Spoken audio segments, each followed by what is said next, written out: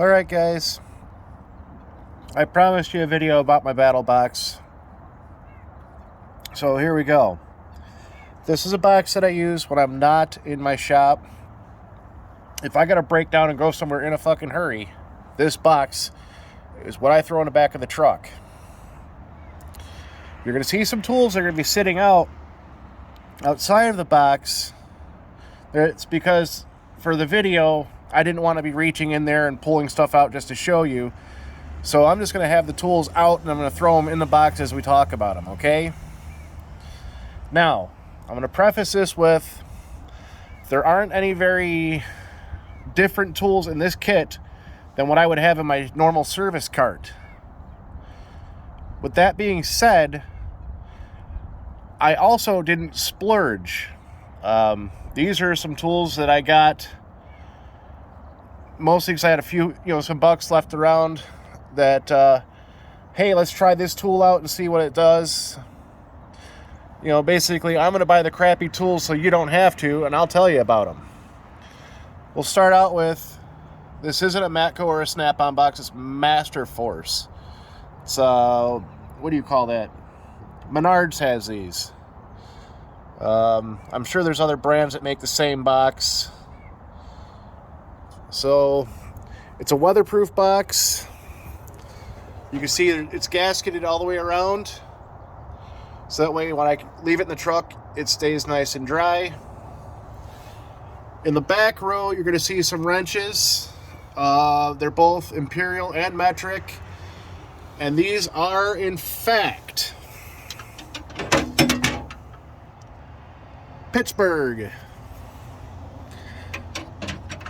I don't need anything fancy there. It's a small pry bar. This is a Master Force, again, from Menards. My file, I use this on calipers and that. Napa. A 1/4-inch driver, again, Master Force. These are actually Snap-on. That's pretty much the only real brand name stuff I have in here besides some of my power tools. I could have gone with Harbor Freight screwdrivers. There were some there that I actually like and I've used before, but I've already have this set. I have two sets, one in my master set and one over here. So there's no point in buying some more. I just threw these right in here. Onto the sockets.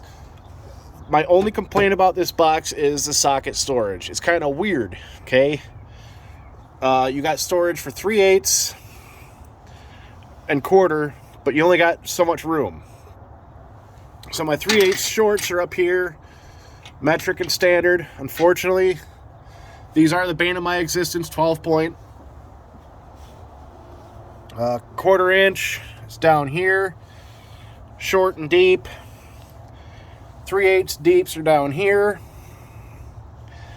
In these wells, I have a 1/2-inch stubby Milwaukee.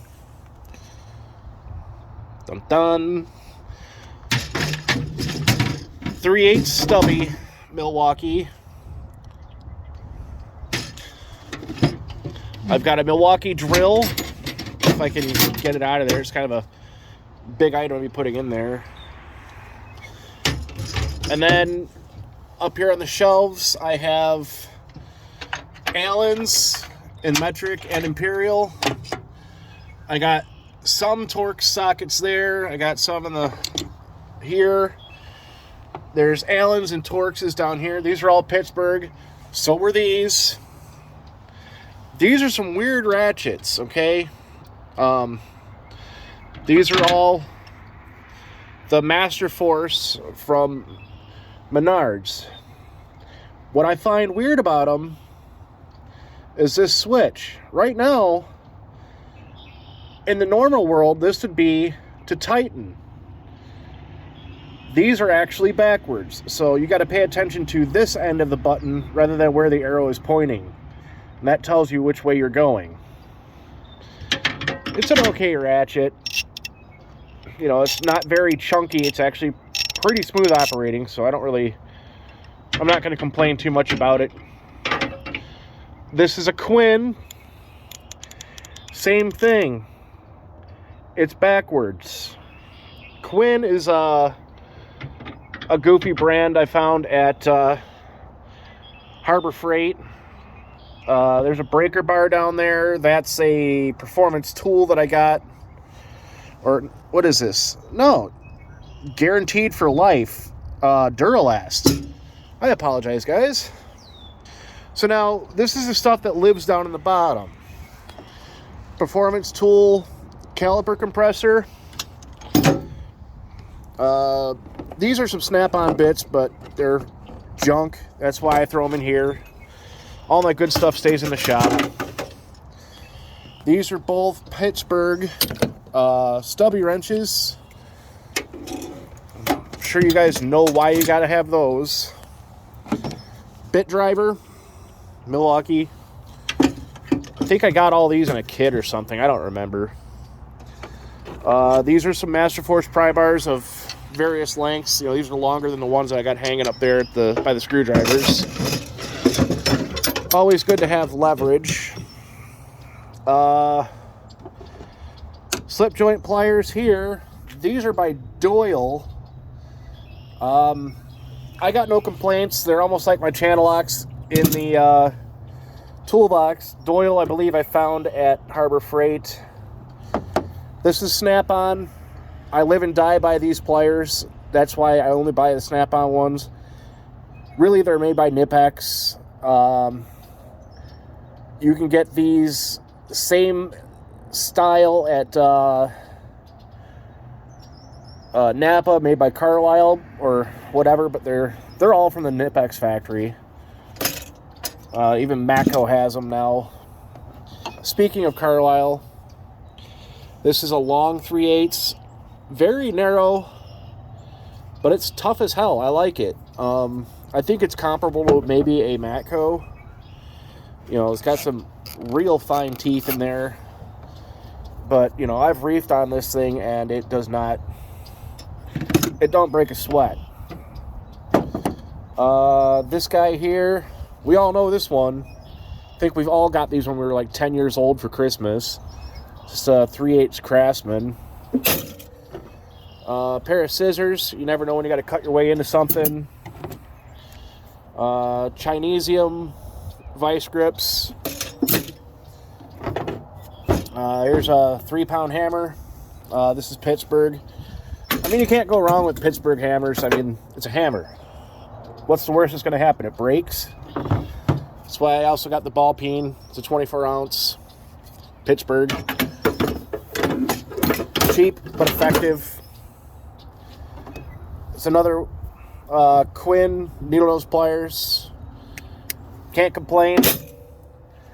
Now here's my only complaint about Quinn. They're side cutters. I know you can't probably see it. Focus. First use, I busted the tip. Okay. That was my first inclination that these things are going to be junk. These were the handles that were on it. Okay.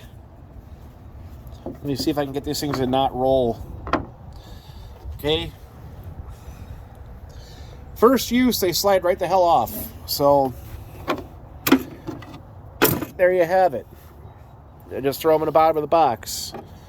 I'm sure you guys know what this is for.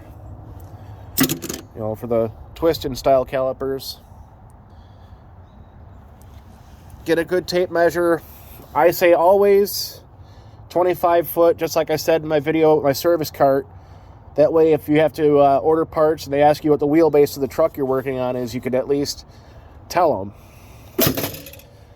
Underneath here, there's a Quinn 1/4 inch. I got a saw blade. I keep my extensions, little 1/4 inch bits, 1/4 inch sockets, picks, electrical tape, some wire wheels that I can chuck in the drill.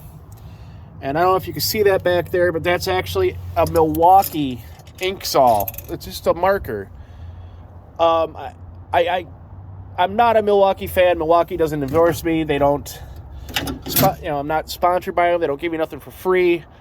But I'm going to tell you right now, compared to a Sharpie, that's going to be your new go-to. You could write on steel with it. Whether or not it's clean, dirty, or oiled, it will write. I did show you that I have a 1/2-inch impact. Well, in the back seat of my truck, I've got a complete blow molded case full of Master Force impact sockets, both standard and metric, short and deep. I also keep my voltmeter in the truck, just in case this thing decides to spring a leak. It's not gonna, get ruined. And there's a few other little odds and ends that, won't fit in here that I just carry with me in the truck. Or if I decide to add something to my kit that I need that I don't normally carry, whatever, that just goes in the truck. So, stepping back, there she is, man. Any questions?